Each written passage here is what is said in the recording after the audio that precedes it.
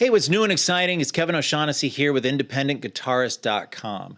When you're playing scales, licks, or solos, do you feel like you're fighting with the neck? Like you have to work harder than you should to get the notes to sound good? Or maybe it's not that extreme. Maybe you're just feeling the muscles in your forearm or in your hand feel really worked out, even though you've only been playing for a short time. For years, I assumed I just needed to practice more and develop more stamina. As I got older, though, and started to develop a few playing-related issues, I began to suspect that something else was going on. So I stopped thinking like a musician and started thinking more like a mechanic. What are the mechanical issues that are getting in the way of my performance? That shift led to a simple but powerful realization, and that is how your fingers move from note to note is just as important as the notes you're choosing. So let me walk you through some of the things that I've learned. If we're not playing chords, we're playing melodies. And melodically, notes do only three things. They repeat, they go up, they go down. And that's it. From a fret hand perspective, that leads to three basic movement strategies. The first is what I call layering. This is when each finger stays on the fretboard as you move to the next higher note.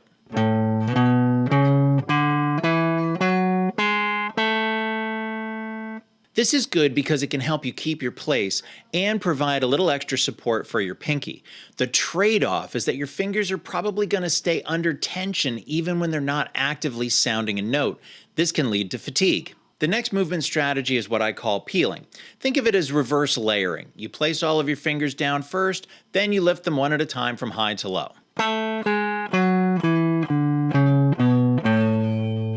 The last one is switching. This is when your fingers leave the fretboard when you play the next note.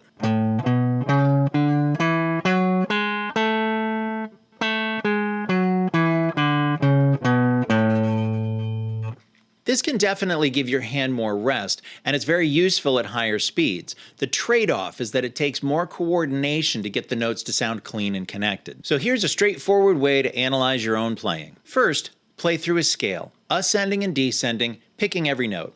I'm going to use the pentatonic because it's basically universal, but you can use whatever scale you like. Try not to let it sound like a drill, though. Imagine that you're playing it as part of a solo.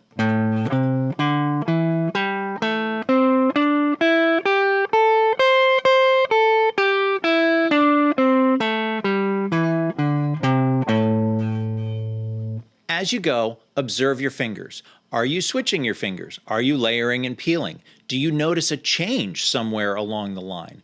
This step is about awareness, not correction. If you noticed, I was switching my fingers all the way up and back down again. That's my preference. The second step is to play the same scale, ascending and descending, this time without picking. For this exercise especially, you may want to add a cable tie around the neck to prevent the strings from ringing behind the fingers. Resist the urge to hit the strings harder. Play them exactly as you did while you were picking.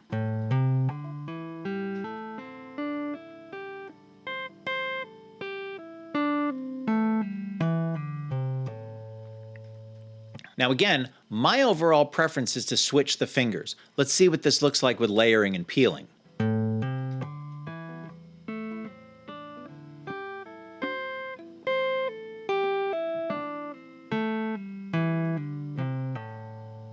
Now we observe which notes ring clearly, which notes tend to disappear.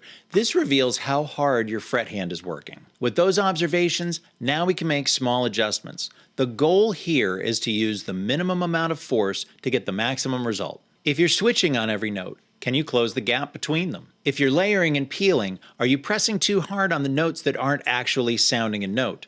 Are you whacking the notes too hard when you're ascending? If you find yourself plucking the notes with the fret hand on the descending version, which is very common in pull-offs, by the way, can you do it with a little less force? It really doesn't take a lot of energy to get a note to speak.